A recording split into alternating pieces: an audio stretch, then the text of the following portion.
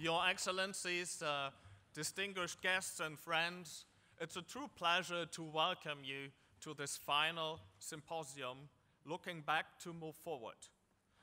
We are honored to host this symposium here at Leiden University in The Hague in these newly built premises, and it's wonderful to see so many experts and colleagues in the room. The symposium will be opened through opening remarks by Saskia Bruines, the Deputy Mayor for Knowledge Economy, International Affairs, Youth and Education. She will speak on the contemporary relevance of international courts and tribunals. Deputy Mayor, the floor is yours.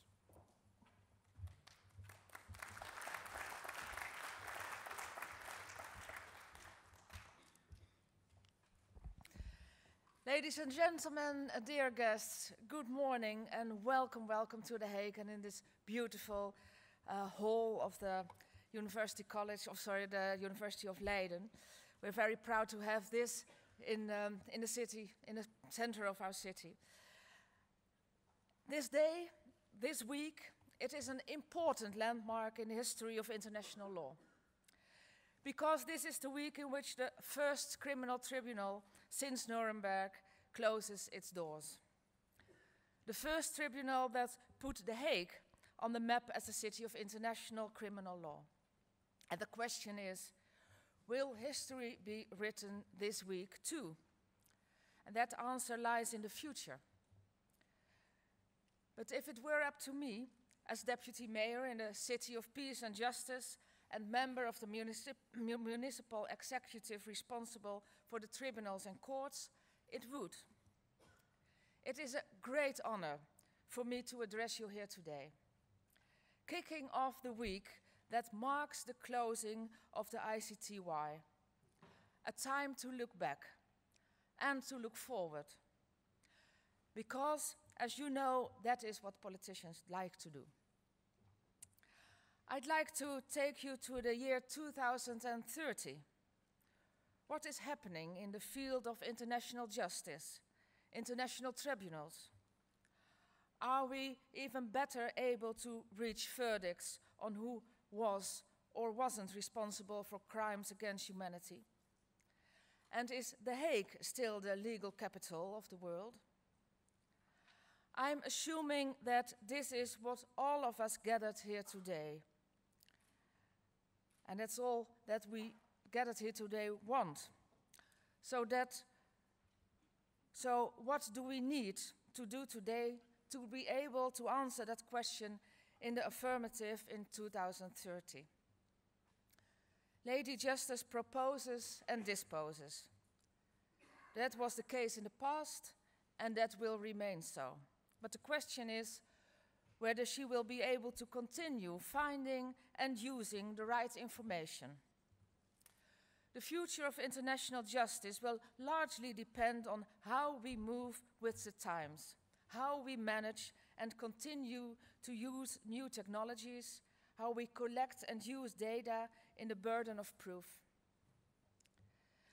This week, the International Criminal Tribunal for the former Yugoslavia, ICTY, is closing. 24 years ago, this internationally important tribunal came to The Hague.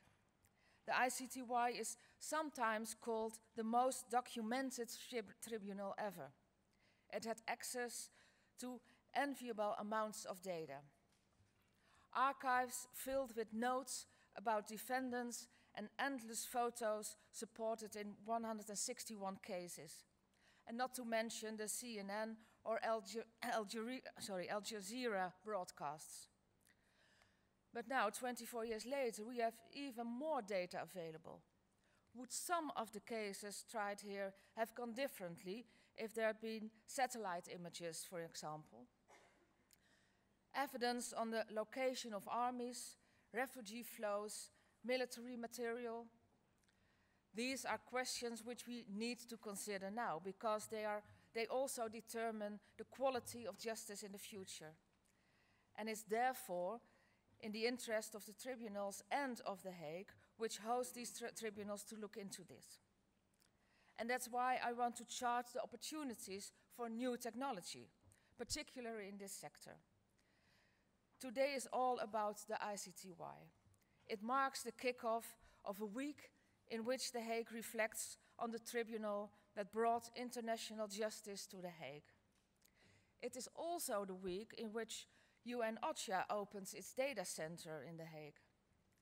This is where humanitarian data are stored, which may contribute later, perhaps in tribunal, to better international justice.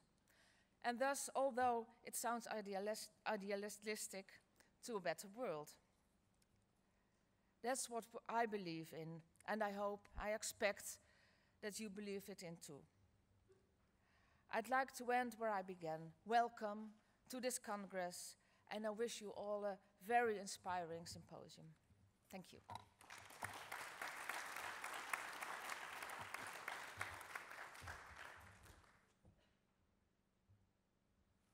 Thank you so much, Deputy Mayor, for your warm welcoming words.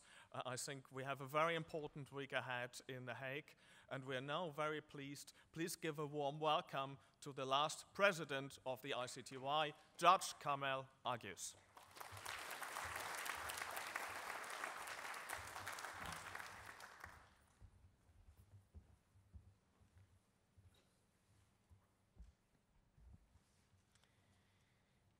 Distinguished guests, good morning. And in particular to you, Madam Deputy Mayor. And I wish to thank you all very much for delivering such an inspiring address. 25 years ago, the United Nations General Assembly met to discuss what one delegate called at the time the continuing tragedy in Bosnia and Herzegovina.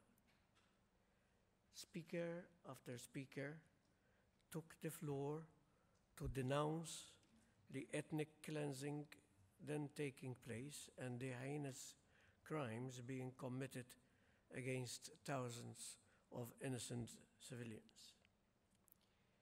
44 separate delegations jointly sponsored a draft resolution, which was promptly adopted by the community of nations.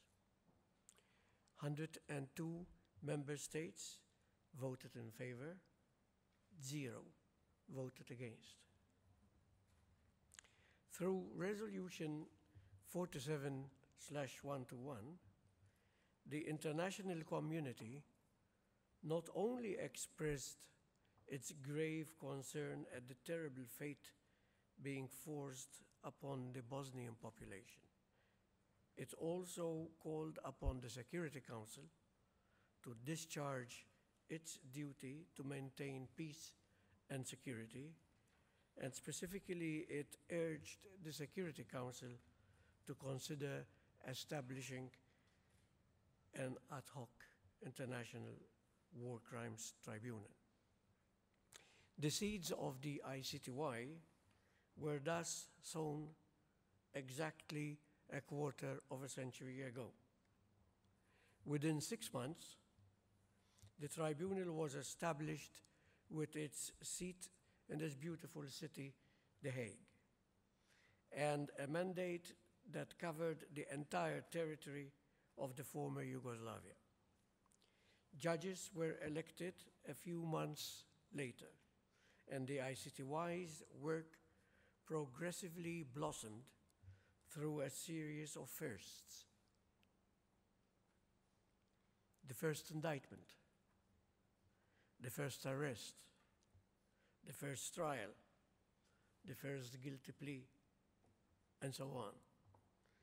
As the tribunal matured, so too did international criminal justice.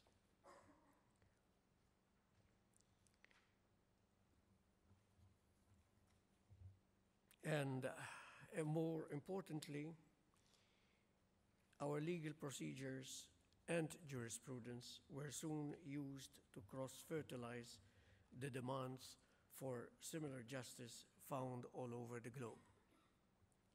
Having now delivered judgments in the final trial and a final appeal, the ICTY is proud to gather at today's symposium for a final reflection on the fruits of our labor. The ICTY's legacy dialogues have fostered a number of successful events already. Our conference in Sarajevo focused primarily on the regional legacy of the ICTY. There we screened documentaries as well as in Belgrade and in Zagreb. And we will launch a new documentary here today. Nuremberg and New York have hosted insightful events, as have Sanremo and The Hague. Lectures and discussions have captured the institutional knowledge of the Tribunal for posterity, and our legacy publications have both recalled our innovative outreach program and provided groundbreaking analysis into the experience and views of our witnesses.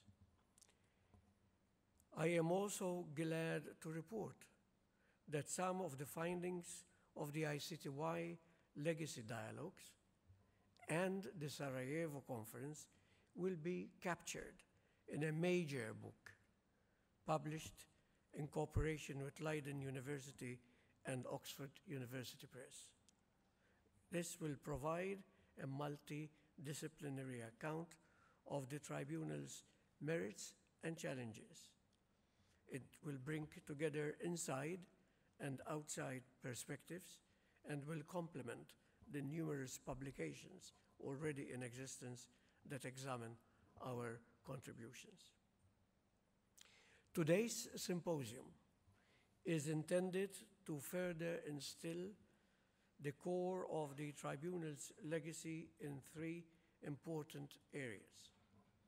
First, our best practices and lessons learned from which other international courts and tribunals will benefit. Second, our achievements and limitations with respect to the region of the former Yugoslavia. And third, our development of crimes, modes of responsibility and procedure as a new field in international law. In particular, it aims to discern what lies ahead for international criminal justice. And in the final session, the speakers will present their vision for the future. 25 years after the world first united to champion the role of an international criminal tribunal, we are looking back today so that we may continue to move forward tomorrow. We are privileged to hear from an array of panelists and to be guided by moderators with unparalleled experience in our field. The Tribunal remains grateful for the support of our precious partners and donors throughout the ICTY Legacy Dialogue Series, including those who contributed to the realization of today's symposium. The European Union, Austria, Finland, Germany, my own country, Malta, the Netherlands, Switzerland, the municipality of The Hague, and the Grotius Center for International Studies. I'm sure you will join me in thanking them today for this big event in these beautiful new academic premises. With this, I'm glad to give the floor to Professor Carsten Stahn, who has supported our legacy work and will now present welcome remarks. Before doing that, however, Carsten, on behalf of everyone present here, let me wish you a happy birthday.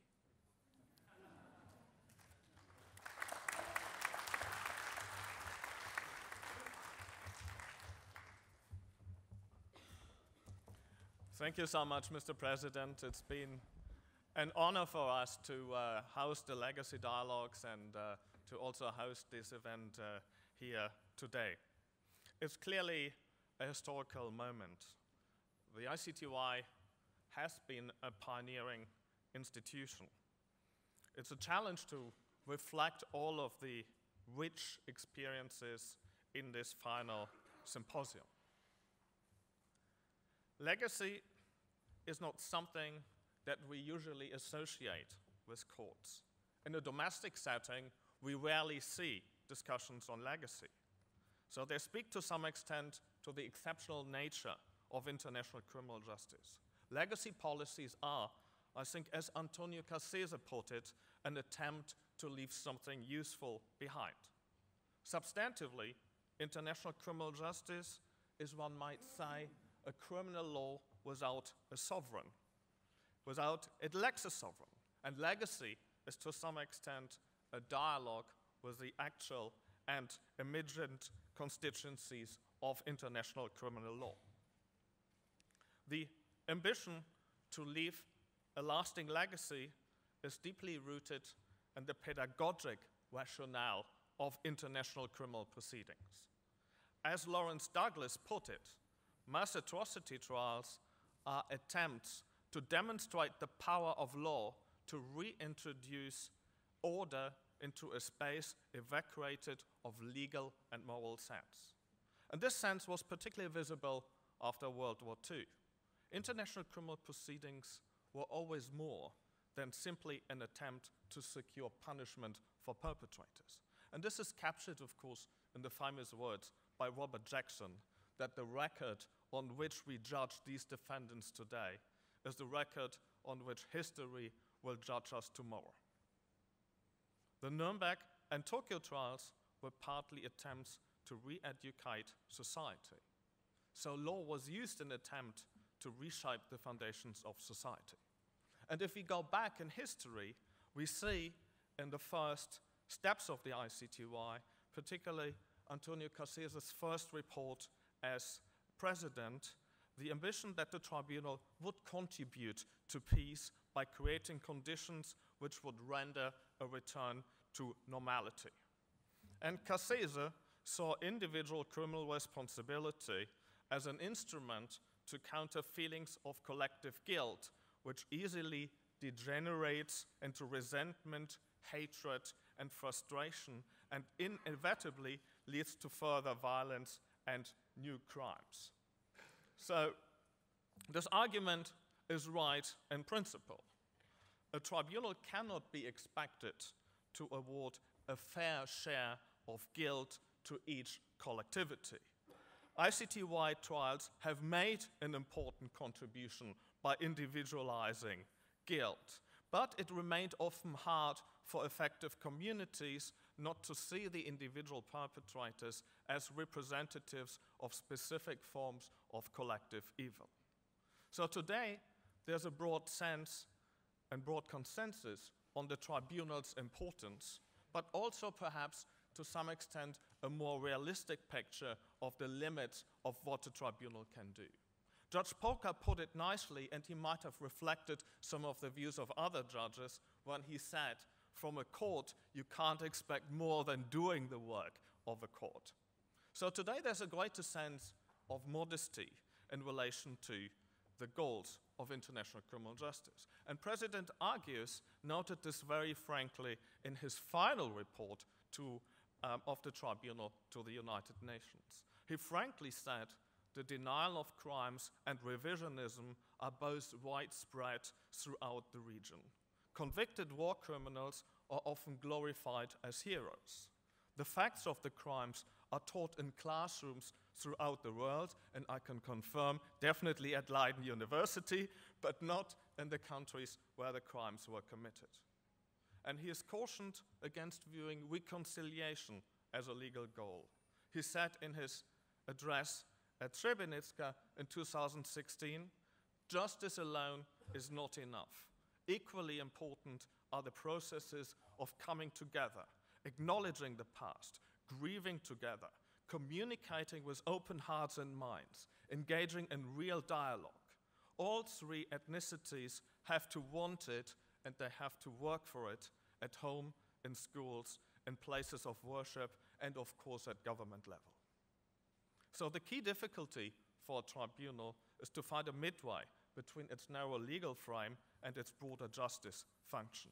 It needs to be involved, but it needs to, at the same time, keep its distance. And these are the constant poles of contradiction in which international criminal justice navigates. So the ICTY experience is not necessarily a sign in relation to societal reconciliation of institutional failure, but rather a reflection of the inherent tensions in the international criminal justice project as such.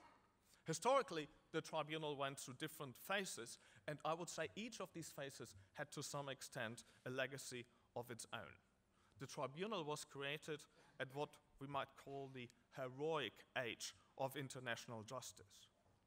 Like other criminal institutions, it started with relatively small cases. At the ICTY, it was, of course, the Tadic case. And this Tadic case is now a classic in many textbooks, perhaps more than some of the contemporary cases against high-level defendants. I can testify from practical experience, whenever a student cannot give authority for a claim, the fallback answer is Tadic. The case has broader systemic significance. It illustrated, like hardly any other case, I think, the important emancipation of international criminal justice in the United Nations system after 1945. Both tribunals asserted their independence from their creator, and criminal adjudication was formally separated from executive authority. Then the tribunal faced a big fish versus small fish dilemma. Does it have enough teeth to go after the most responsible leaders? It ran mega trials like the Milosevic trial. This showed the complexity of cases, but also some of the risks of extensive charging and the limits of the right to self-representation. The tribunal became a laboratory for devising a new system of criminal procedure that is best suited to atrocity crimes. Initially, these rules were largely drafted in analogy to domestic systems, but one of the biggest successes of the ICTY is that it managed to identify certain weaknesses of a purely adversarial culture and to develop certain special rules for the effective adjudication of international crimes. In some areas, like sexual and gender-based violence, they are certainly ahead of domestic systems. In the context of its activity, the caseload grew, and this then brought us to the completion strategy, and it had some positive spin-off effects. It led to a rediscovery of complementarity, which has become so crucial today. The rules of the road program, outreach activities, and referral of cases back to domestic entities brought the tribunal closer from The Hague to the region. So what is the legal legacy of the ICTY? I think it's easily to highlight individual areas where the tribunal has made an important contribution. We discuss many of them today. Perhaps the main achievement is that the ICTY brought the law out of the books. It marked more than a stepping stone for other international criminal courts and tribunals. It provided a novel lens on crime construction, on modes of liability, and on criminal procedure. Judge Meron gently spoke of the humanization of international humanitarian law. The question what constitutes good law and what constitutes bad law remains in the eye of the beholder. It depends on the perspective. The defense, the prosecution, and victims all have different perspectives. Certain constructions, such as individual criminal responsibility in non-international armed conflict, or the responsibility of civilian commanders in command responsibility, gained very quick acceptance. Others, like JCE 3, remain somewhat more contested. The ICJ showed a rather wide degree of deference to ICTY case law in its genocide cases. The ICC formally rejected to consider ICTY jurisprudence as a directly applicable source of law before the ICC, but it relied in many judgments on the jurisprudence in relation to defenses, procedural law, or due process guarantees. Perhaps even more important than the law are the facts and the evidence that the trials brought forward in judgments, transcripts, and records. They mark what we might call the DNA of ICTY justice. They provide a basis to shrink the space of denial, as Diane Orentlicher nicely put it in her report on the effects of the ICTY. In the network of international institutions, the ICTY certainly stands out in its professional culture. It leaves a large community of professionals. Wherever you go, I think you almost hear a sense of admiration for the working practices that the tribunal established. And one of the important elements of this professionalization is that different parties themselves viewed themselves as agents of justice rather than as partisan agents. The OTP certainly enjoyed a wide degree of discretion, but it carried out a rigorous peer review of indictments and innovated many modern techniques of investigation. And these lessons are today reflected in practice manuals and policy documents. The ICTY recognized that a fair and effective defense serves not only the defendant, but the interest of the criminal justice system as a whole. Gregor G. Smith made this point very clear during the legacy dialogues here when he noted that despite all of the challenges that a defense case poses in terms of the equality of arms, the tribunal paid respect to the role of the defense. Some defendants continue to regard the ICTY as a political tribunal. We were reminded of this last week, but it became clear that one cannot fight politics with politics in the courtroom. Defendants had to engage with the legal case and the evidence. And there are many stories of victims and witnesses who showed courage to testify here in The Hague. So where does this leave us for the future? It is unlikely that more fully international ad hoc tribunals will be established in the coming years. There will remain an exception in institutional terms. Like in the context of procedures, we are witnessing a growing hybridization of justice with new forms of creativity. Domestic justice is the future, perhaps with different shades of internationalization or regional impulses. But the tribunal's legacy is a living one. It continues to be shaped in judgment, in narratives, in discourses across countries, continents, and fields. So the tribunal legacy will live on in many ways, not only in history books and memories, but through its working experiences, its lessons learned, and of course, mixed practice. In this legacy process, it's important not to embellish performance, but to share experiences and also to engage with critiques. Many of the contributions of the ICTY will need to be adjusted to different contexts or internalized in domestic systems. In this sense, one might say, the ICTY is dead, long live the ICTY.